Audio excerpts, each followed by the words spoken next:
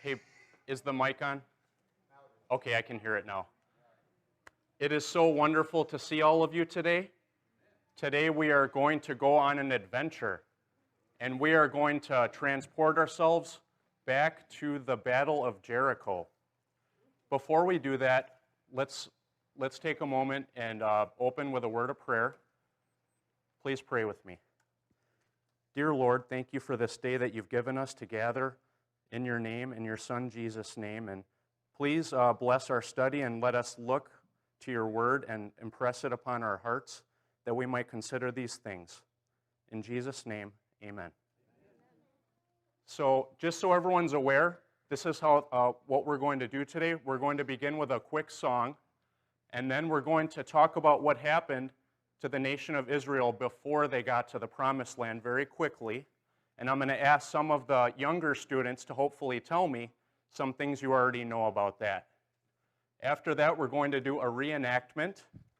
The reenactment will be about marching around Jericho. So I greatly, I'm excited to see what happens there. So the song that we are going to sing is My God is So Big. I hope that, I know a lot of you know it by heart. However, could you turn the slide, Bryce? There's a lyric slide for that. Thank you. I know there's a couple of different versions of this song, so just to make things a little simpler, I put the words up here. All right, let's sing. My God is so big, so strong and so mighty, there's nothing my God cannot do. My God is so big, so strong and so mighty, there's nothing my God cannot do. The mountains are His, the rivers are His, the stars are His handiwork too. My God is so big, so strong and so mighty, there's nothing my God cannot do for you and all of you. So remember that the God that we serve is an amazing God, and He can do anything. It says that with man, things are impossible, but with God, all things are impossible. And it's important to remember that when we look at this battle from the Old Testament today. Okay, so younger students, I hope to get some volunteer hands. I want you to tell me what happens to the Israelites before they get to the Promised Land. Bella.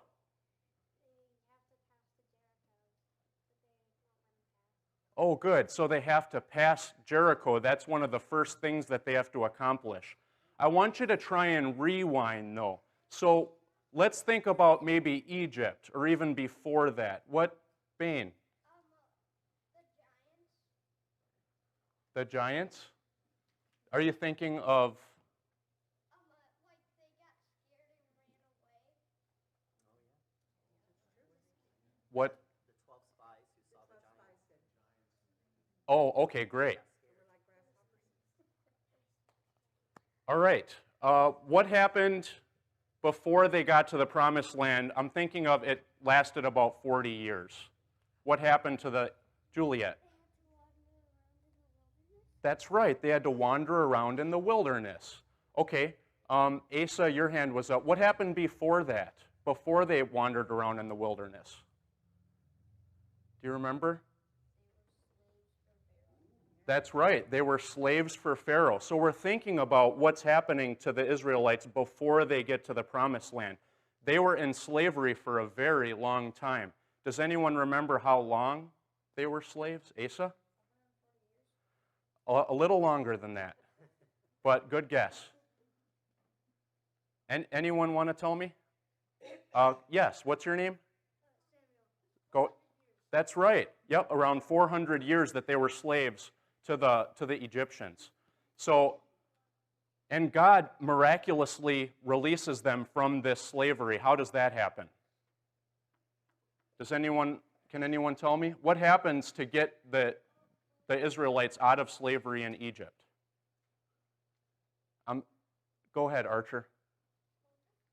Moses, that's right. Moses is the man of God that delivers them from the slavery in Egypt. And God uses 10 miracles. What were they called again? Juliet. The plagues, that's right. These plagues led to the Israelites being freed from the land of Egypt. They leave Egypt, and the whole nation of Israel wanders in the wilderness for 40 years, and then they end up coming to the land of Canaan. And the Battle of Jericho is the first major battle that they have to do to take over the land of Canaan. I wanted you to be aware of that and give you that quick reminder of what was going on. Okay. I wanted to remind everyone as well that the reenactment we're going to do today is completely voluntary. Only if you want to participate, please do. And just so all of the parents are aware, I do have the Bible verses streaming online for our guests that are online with us today. There will be just the Bible verses streaming instead of the reenactment. So, I need 7 volunteers. Who is willing to come up? Okay, Juliet, Bella, Autumn, Carissa, that's 4, Samuel, Asa, and Bane. Sorry, I think he had his hand up first. All right, so 1, 2, 3, 4, 5, 6, 7. Wonderful. So I want us all to use our imagination, okay? I want you to pretend that this is the city of Jericho. I know it's a little small. It's not the size of a city. But let's use our imagination. And one thing I want you to please do is when you walk around, try not to touch the walls, okay? And everyone is going to get a ram's horn.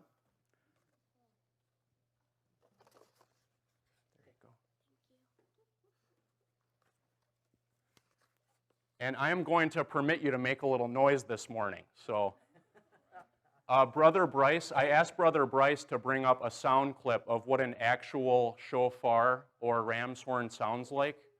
Are you able to play that, Bryce?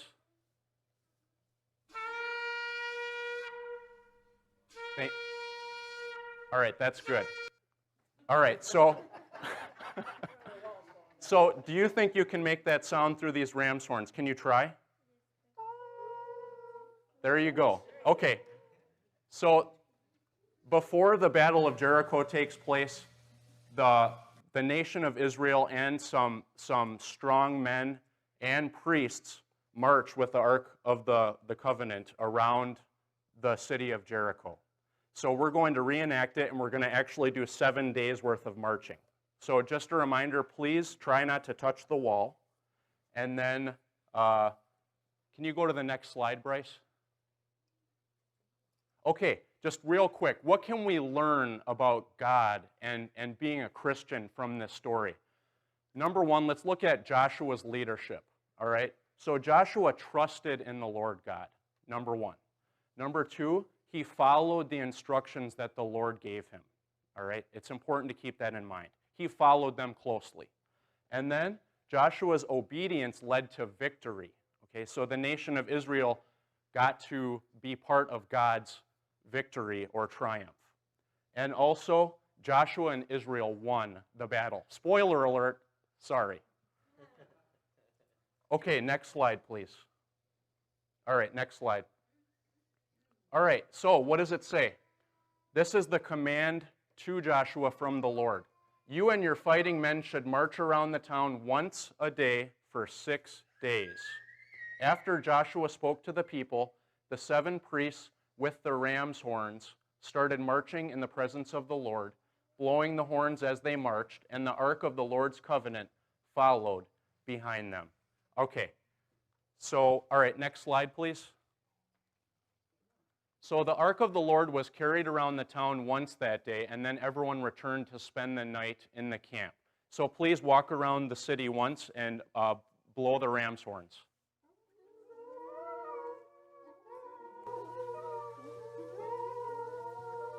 Okay, that's good. Stop. All right, next slide, please. All right, on the second day, they again marched around the town once and returned to the camp. Go ahead.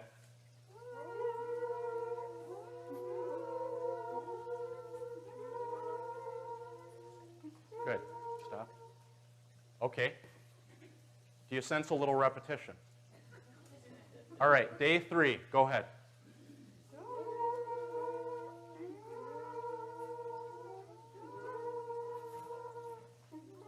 All right, stop. Day 4.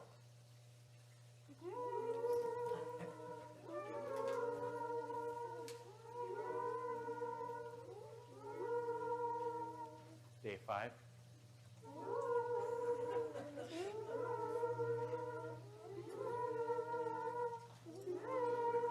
Okay, day 6.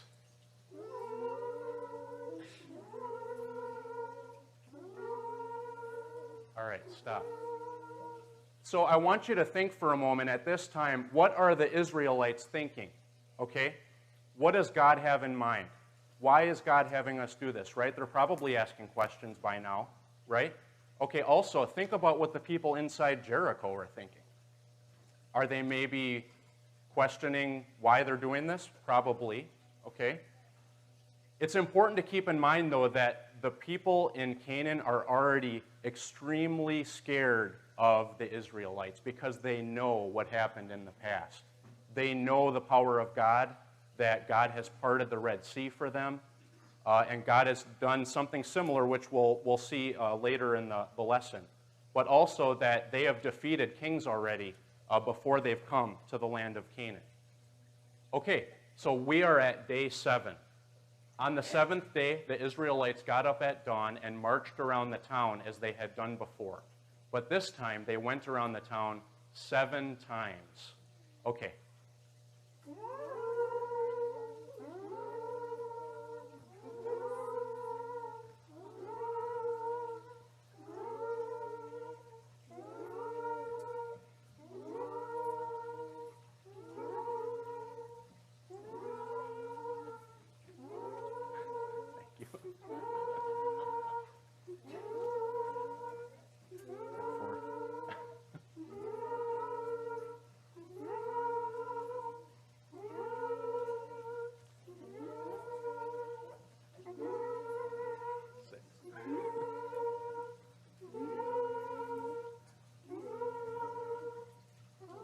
And you can stop.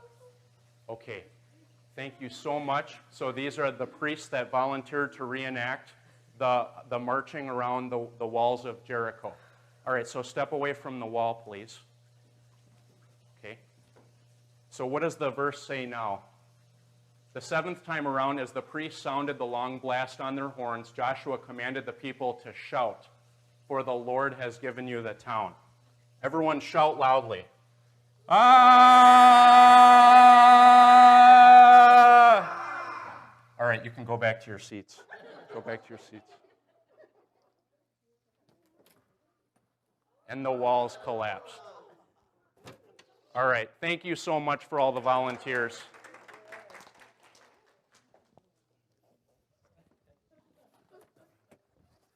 Just pick this up real quick here. Okay.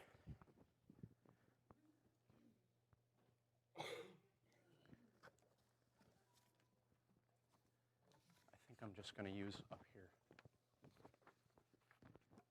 When the people heard the sound of the ram's horns, they shouted as loud as they could. Suddenly the walls of Jericho collapsed, and the Israelites charged straight into the town and captured it. Next slide. So just so everyone's aware, there are handouts available for children. There's kind of like 2 age groups, and then there's also handouts for adults, but everyone should have gotten one. They're on the lectern back in the back of the auditorium. Okay, next slide. All right, so just to reiterate or a reminder, we want to think about God and our relationship with God when we're kind of looking at this story, and also Joshua's leadership, Joshua's obedience to God. So Joshua trusted in the Lord. God trusted what he said. And we'll look at some of the things that lead up to the Battle of Jericho, and we might be able to see that it was quite easy for Joshua to trust God. And also, Joshua followed God's instructions very carefully and closely, and Joshua's obedience led to victory. And Joshua and Israel won the Battle of Jericho. Okay, next slide, please. I don't know how well you can see this, but we have a map of the region of Canaan, and it says the book of Joshua recounts the Israelite conquest of the land of Canaan under the command of Joshua. The book opens at Shittim, and with Joshua's commission from the Lord as the leader of the Israelites, progresses through his victories over the Canaanite kings and the allotment of the land, and ends with Joshua's charge to the people to remain faithful to the Lord. Okay, next slide, please. So this is Joshua chapter 1, verses 1 and 2.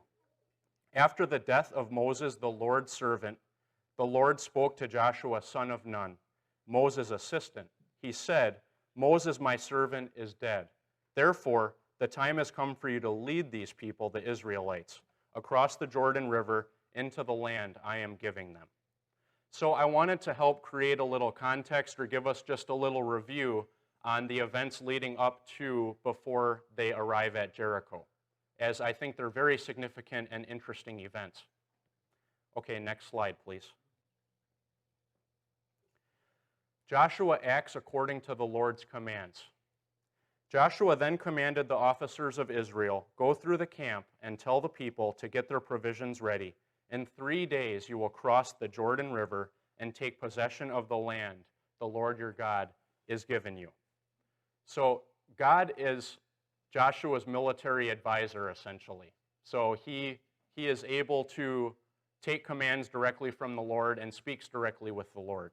It's important to remember that. Okay, next slide. Joshua sends spies to look at Jericho. And one thing I thought that was interesting is there is a modern day job similar to what the two men did going out from Joshua to look at the land, and it's called a forward observer. So in the Army, you can actually be a forward observer, and this is your job to scout out areas and get intelligence or information for your side or your army, so to speak. Okay, then Joshua secretly sent out 2 spies from the Israelite camp at Acacia Grove. I believe some translations say Shittim, which is one of the towns before they reached Jericho. He instructed them, scout out the land on the other side of the Jordan River, especially around Jericho. So the 2 men set out and came to the house of a prostitute named Rahab and stayed there that night. It's interesting to note that the people of Canaan were extremely corrupted. Okay, so there was prostitution and there was a lot of bad things going on before Israelite came and defeated and brought the Lord's judgment to the people of Canaan. Rahab may have been a prostitute. She also may have just been an innkeeper or someone who let rooms, but it is possible that she was actually a prostitute. Okay, next slide, please. We'll talk a little bit more about Rahab here. Rahab's faith is what she's remembered by. Okay, so regardless of her situation, regardless of the nation she's from, she is given grace. Okay? This is what Rahab says when she helps the spies. She tells the spies that all of the Canaanites are afraid of Israel, and she shows her faith in the God of Israel. She says, I know the Lord has given you this land, she told them. We are all afraid of you. Everyone in the land is living in terror. For we have heard how the Lord made a dry path for you through the Red Sea when you left Egypt. And we know what you did to Sihon and Og, the 2 Amorite kings, east of the Jordan River, whose people you completely destroyed. No wonder our hearts have melted in fear. No one has the courage to fight after hearing such things, for the Lord your God is the supreme God of the heavens above and the earth below. So this is the mindset, or this is what the people of Jericho are thinking about the nation of Israel when they are marching around. Okay? So the marching around, and the people of Israel were instructed to be quiet, so that they would only hear the ram's horns during the marching. But this is a way to completely psychologically overwhelm their enemy, right? So for 7 days, imagine for 7 days that impending fear, that feeling of doom coming. right? Okay, next slide, please. The Lord is with Joshua as the leader of Israel. Wouldn't that give you some confidence? I mean, and if it happened, if I was a leader of a nation as Joshua was, and the supreme maker of the heavens and the earth tells me, do not be afraid, that would help me a lot.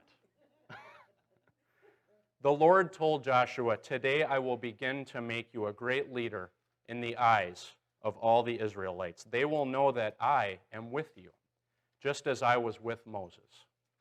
Joshua 3, verse 7. Okay, next slide, please. This is a wonderful story. The Lord divides the Jordan River for the nation of Israel. So obviously what's more commonly known is the parting of the Red Sea when Moses leads the Israelites out of Egypt. But we have the parting of the Jordan River, which maybe is worth visiting in Joshua chapter 3 briefly. So I'll read a portion of this. Then Joshua rose early in the morning, and they set out from Shittim. And they came to the Jordan, he and all the people of Israel, and lodged there before they passed over. At the end of 3 days, the officers went through the camp and commanded the people, as soon as you see the ark of the covenant of the Lord your God being carried by the Levitical priests, then you shall set out from your place and follow it. Yet there shall be a distance between you and it about 2,000 cubits in length. Do not come near it in order that you may know the way you shall go, for you have not passed this way before. Then Joshua said to the people, consecrate yourselves, for tomorrow the Lord will do wonders among you. And Joshua said to the priests, take up the ark of the covenant and pass on before the people. So they took up the ark of the covenant and went before the people. The Lord said to Joshua, today I will begin to exalt you in the sight of Israel, that they may know that as I was with Moses, so I will be with you. And as for you, command the priests who bear the ark of the covenant, when you come to the brink of the waters of the Jordan, you shall stand still in the Jordan. And Joshua said to the people of Israel, come here and listen to the words of the Lord your God. And Joshua said, here is how you shall know that the living God is among you, and that he will without fail drive out from before you the Canaanites, the Hittites, the Hivites, the Perizzites, the Girgashites, the Amorites, and the Jebusites. Behold, the ark of the covenant of the Lord of all the earth is passing over before you into the Jordan. Now therefore take 12 men from the tribes of Israel, from each tribe a man. And when the soles of the feet of the priests bearing the ark of the Lord of all the earth, shall rest in the waters of the waters of the Jordan shall be cut off from flowing, and the waters coming down from above shall stand in one heap. So when the people set out from their tents to pass over the Jordan with the priests, bearing the ark of the covenant before the people, and as soon as those bearing the ark had come as far as the Jordan, and the feet of the priests bearing the ark were dipped in the brink of the water, now the Jordan overflows all its banks throughout the time of harvest.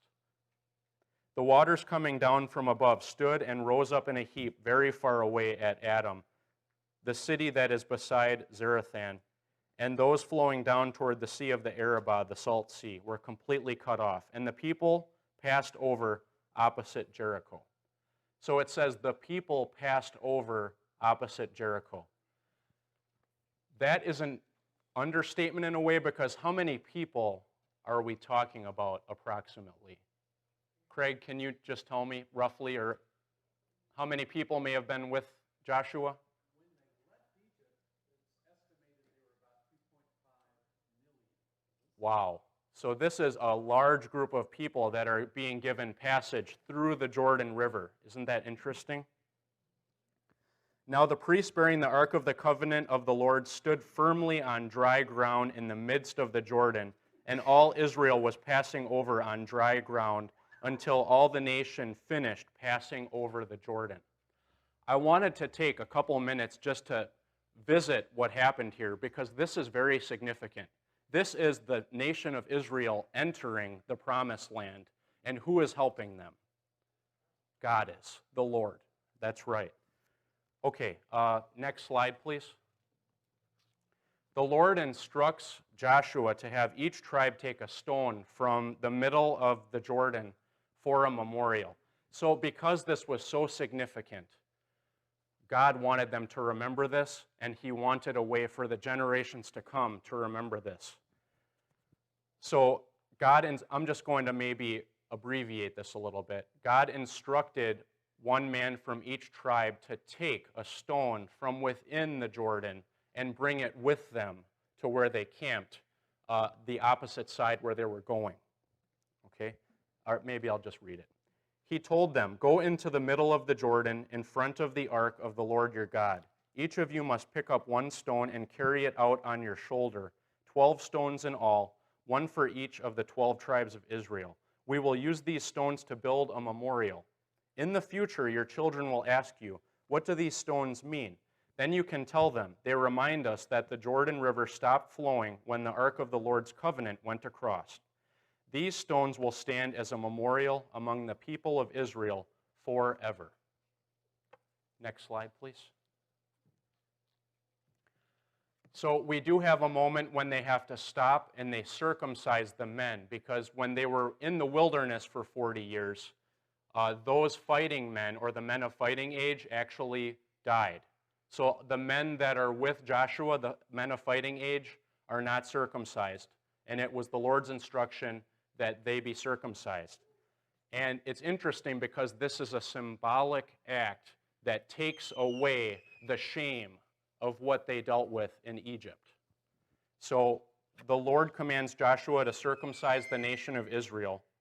And in Joshua 5, verse 9, it says, "Then the Lord said to Joshua, 'Today I have rolled away the shame of your slavery in Egypt.'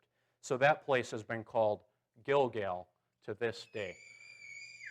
This is one of my favorite parts of studying the Bible. I love words. And this is an example of God using a word to teach, right? So Gilgal actually means to roll, but it also can mean circle or ring of stones. So the name of this place is closely related to the 12-stone memorial of Israel, and that is the meaning of Gilgal. Okay, next slide.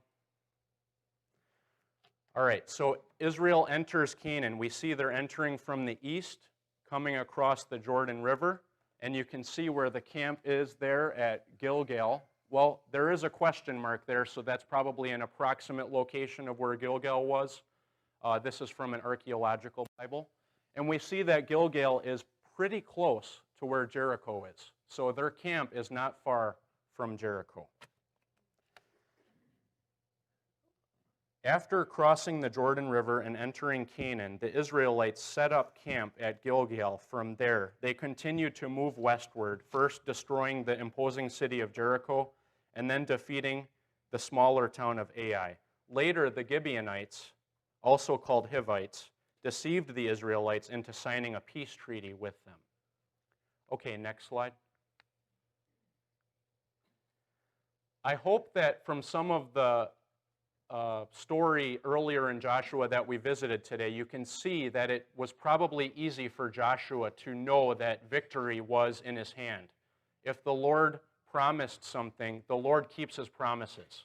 And we can see that in the story leading up to them arriving at Jericho. So Joshua had every reason to be confident in the Lord's presence and the Lord's promise that they would be given the land of the promised land. In Joshua 5, verse 13 to 15, it says, "When Joshua was near the town of Jericho, he looked up and saw a man standing in front of him with sword in hand. Joshua went up to him and demanded, 'Are you friend or foe?' 'Neither one,' he replied. 'I am the commander of the Lord's army.' At this, Joshua fell with his face to the ground in reverence. 'I am at your command,' Joshua said. 'What do you want your servant to do?' The commander of the Lord's army replied, 'Take off your sandals, for the place where you are standing is holy.' And Joshua did as he was told."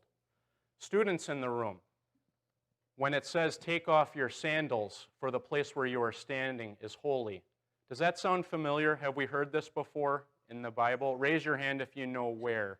Parissa. The burning bush, that's right. Yes, the Lord appears to who? That's right, very good. The Lord appears to Moses at the burning bush. Okay, next slide, please. So I guess I didn't talk about the commander of the army of the Lord. Notice that Joshua says, could you go back to the last slide, actually? Joshua's reply to the commander of the army of the Lord is, I am at your command. So with that, we kind of get a connection, don't we? We see that Joshua is aligned with God's army, okay? All right, next slide. Joshua chapter 6.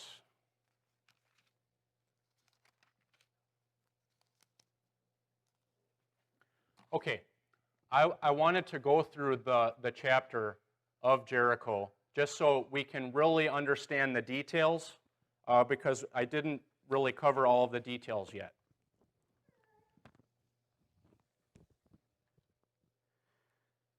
I want to read from the New Living Translation this morning because I feel the language is a little easier to understand on the order of who is moving around the city of Jericho. So that's the reason why I'm choosing to read from the New Living Translation. All right, so if you want to read with me, it's Joshua chapter 6. Now the gates of Jericho were tightly shut because the people were afraid of the Israelites. No one was allowed to go out or in. But the Lord said to Joshua, I have given you Jericho, its kings, and all its strong warriors. Can I just pause there for a second? I watched a documentary called The Fall of Jericho. It's available on PureFlix. And one of the archaeological doctors that speaks on the documentary talks about warfare at this time. And warfare when there were cities with walls like this, there could have been a very long period of time before any actual battle took place. And people would be locked within. So basically in verse 1 it says that no one could go in or out. So basically the people inside Jericho had provisions. They had food and there was even a spring of water inside Jericho. So they could stay there for a long, long period of time. Okay? Before any fighter would even have a chance to get in if their fortification was strong enough. And Jericho had 2 sets of walls. So Jericho, basically we see in this story that God took something that was literally impossible and he made it possible for his people. There is even an account of the Egyptian army coming to this land, and it took them 3 years to defeat one of these walled cities because there was a stalemate or a stall because they could just stay inside the city. They had enough food and water for 3 years before a battle even took place.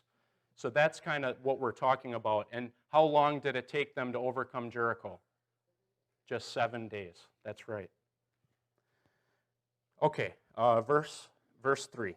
You and your fighting men should march around the town once a day for 6 days. 7 priests will walk ahead of the ark, each carrying a ram's horn. So right now, if you can just picture it, we have 7 priests and the ark behind the 7 priests. On the 7th day, you are to march around the town 7 times, with the priests blowing the horns. When you hear the priests give one blast on the ram's horns, have all the people shout as loud as they can. Then the walls of the town will collapse, and the people can charge straight into the town. So Joshua called together the priests and said, Take up the ark of the Lord's covenant and assign 7 priests to walk in front of it, each carrying a ram's horn. Then he gave orders to the people, March around the town, and the armed men will lead the way in front of the ark of the Lord. Okay, so now we have 7 priests and armed men in front of the ark of the Lord. Okay? After Joshua spoke to the people, the 7 priests with the ram's horns started marching in the presence of the Lord, blowing the horns as they marched. And the ark of the Lord's covenant followed behind them.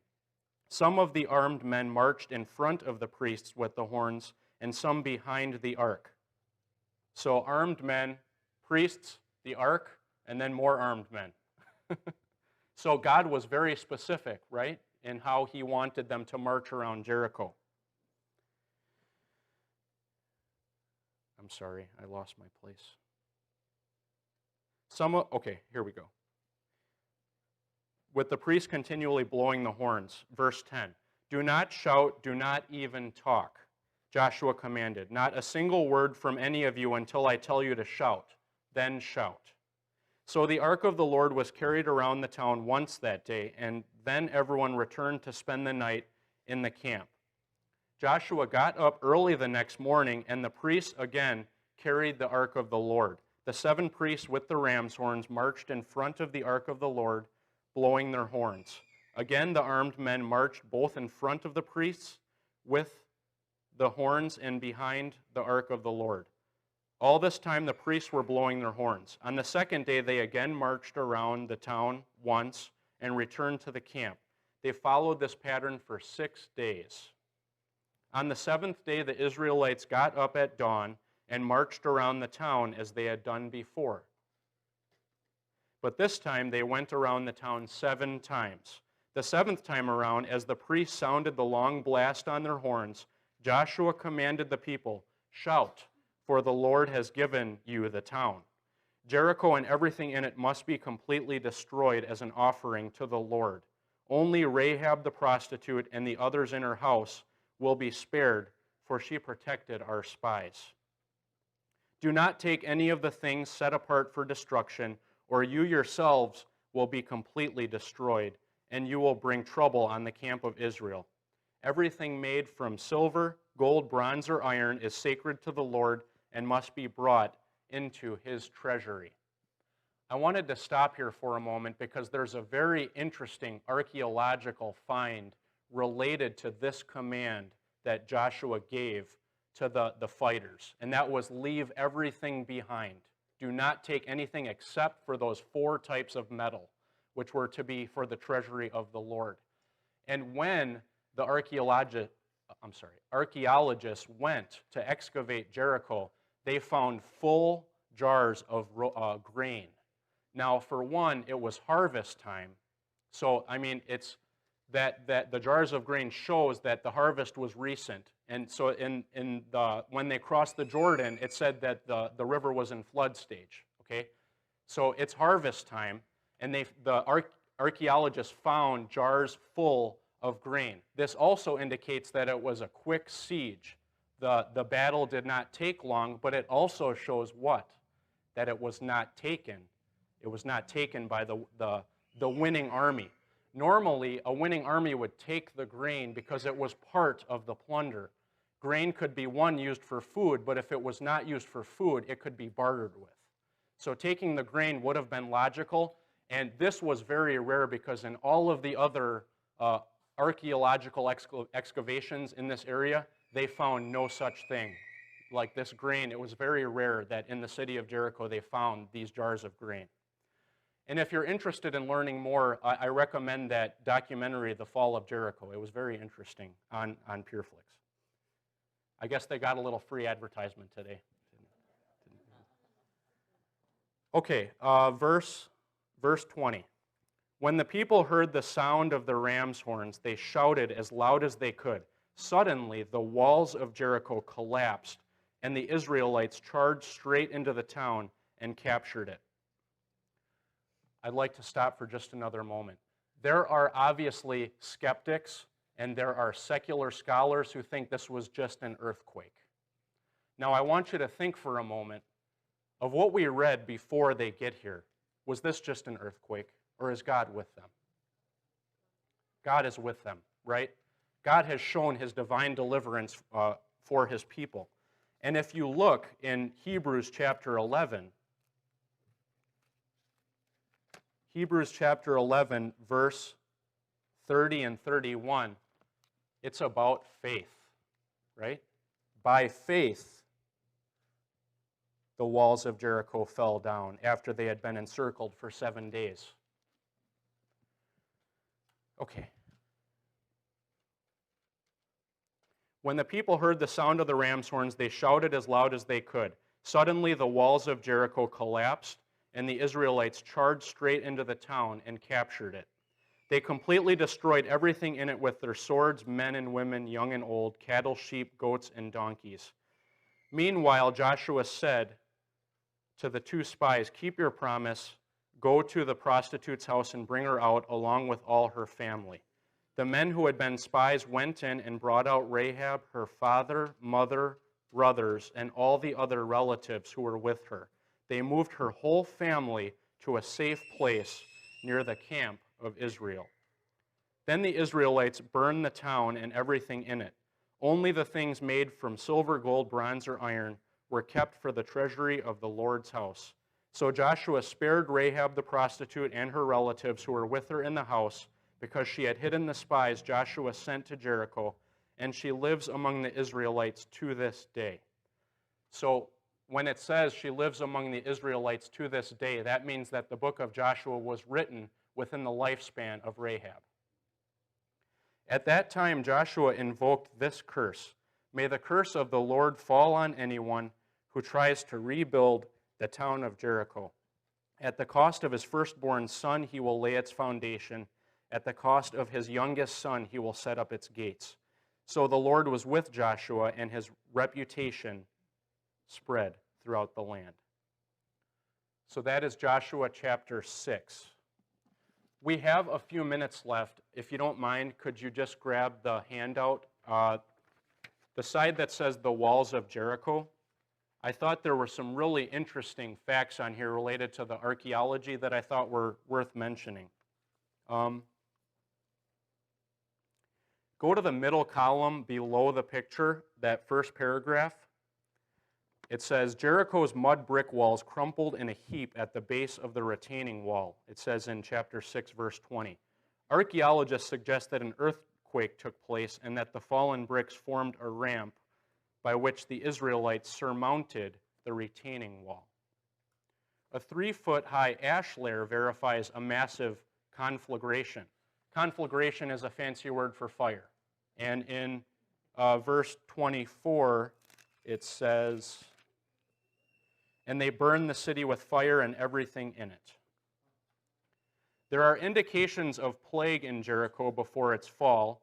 You can look at Numbers 25, verse 8 and 9 later if you'd like. Joshua 3, verse 15 states that Israel forded the Jordan at harvest time.